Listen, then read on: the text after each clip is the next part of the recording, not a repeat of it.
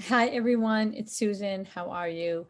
So I just wanted to keep with my commitment to show up and talk to you every Wednesday at 1:45. So here I am.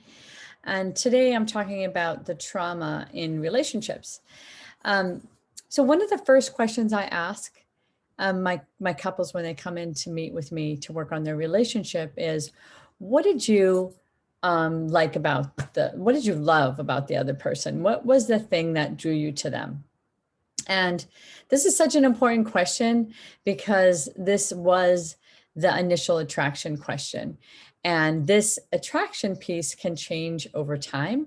We all know that our strengths can be our weaknesses. And so sometimes what we end up feeling attracted to is also the thing that is the challenging thing for us in that personality that we've joined with. I believe in the concept of soulmate, but I also believe that the soulmate can be the wound mate, and that relationships have a 360 degree healing component, and that we can actually heal ourselves in relationships. But a lot of times we grow up or we're with partners who've had really difficult childhoods. And so there's this couple of theorists that I follow, and he does imago therapy, him and his wife, Helen and Harville Hendricks. And I really believe in this one concept that I want to share with you, which is that in all of our relationships and the things that we're attracted to, there's also the shadow side of the person that we're attracted to. And usually the combination of the two, the attraction piece and the shadow, is home. And so unconsciously, we're driven to connect with people that feel like home to us. So it's a really interesting question for people in relationships and for people who are dating is, what are you attracted to, and does what parts of that feel like home? So Harville Hendricks, in one of his workbooks, he has um, a diagram exercise to do where you draw two circles and they overlap. And part of it is to think about the positive and negative of both of your parents, and actually to have those as the two circles of the parents or the people that raised you, and to do the positive and negatives and circle the attributes or the shadow elements of the partner that you're with and what characteristic came from which parent.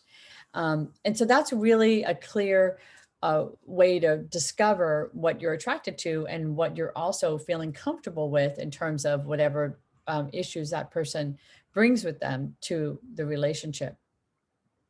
So it's something to really keep in mind.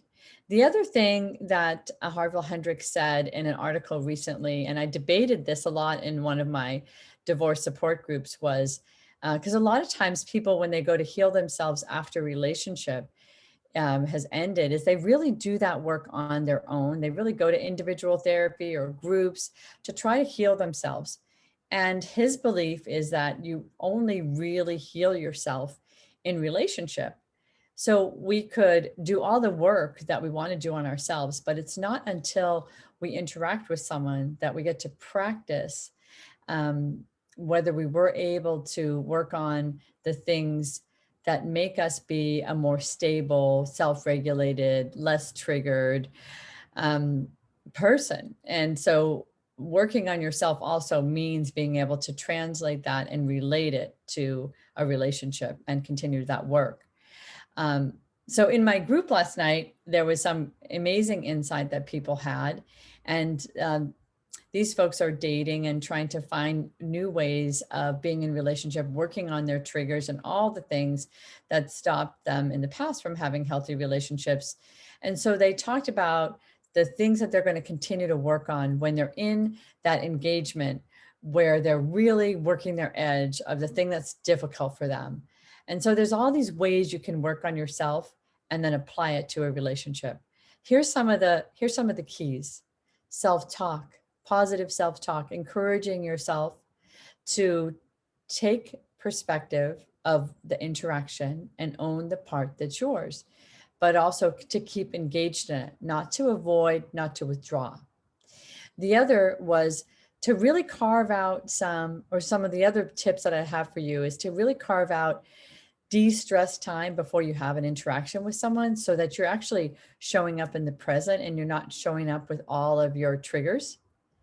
Another is to go towards practices that help you have structure, that keep you healthy, like meditation, exercise, sleeping, really taking care of yourself. There's nothing like being with someone who's really centered, grounded, and well cared for. Then you can really engage and go deep. It's really hard to engage with someone, as we all know, at the end of the day, who's completely fatigued and unavailable. A lot of times that leads to really unsatisfying connections. And the other is to just find your own way to self-regulate. And self-regulate means like knowing, when am I getting upset? When am I upset? How is my body telling me that? And finding ways that you can sort of slow down and, again, have that self-talk, have that structure, to work with those times when you're unregulated, and to know when those times are. It's probably not the best time for you to be in engagement and in conversation. Is there anything else I want to share on the subject with you that I think would be helpful? There's so much to say around trauma, and there's so many kinds of trauma. But I think if you find that you're with someone who is unable to work on themselves, that might be a real telltale sign for you to evaluate whether you're going to be able to achieve your healthy connections with that person. And sometimes we end up staying in relationships too long because we don't really evaluate whether that relationship dynamic can get healthier. So it's doing your part of the work, and also doing that work in the relationship and being realistic about the limitations of the other person and whether they're willing to work on it. And that other person could be you too.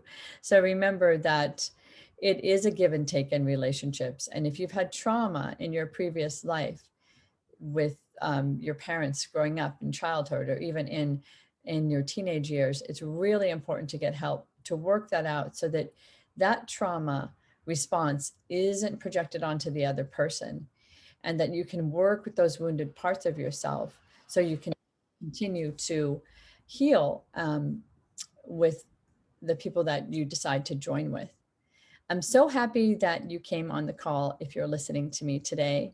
I really enjoy talking to you about all these little tidbits that I learn in group and in my study as a clinician.